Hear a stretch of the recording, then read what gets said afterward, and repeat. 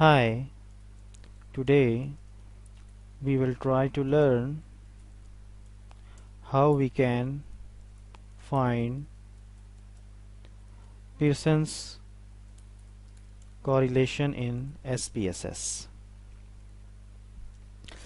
Let's start with our previous example. If we want to find out the correlation, then go to Analyze, then go to Correlation,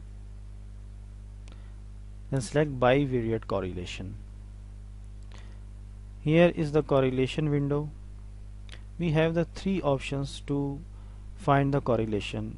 First is Pearson's, second is Kendall's 2B, and Spearman's. In this case, we are going to find Pearson's correlation. We are also interested testing the significance. Okay, if we want to check the correlation between biasness in decision making,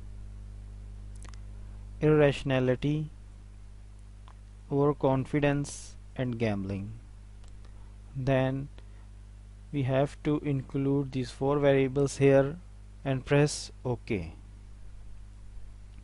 This is the SPSS output of correlation. This is correlation matrix. Now here we have the correlation between these variables. Here we can check the correlation between biasness in decision making with irrationality. The correlation between these two variables is 0.433. It means that 43.3% positively correlated, and the correlation is significant at 0.05 level.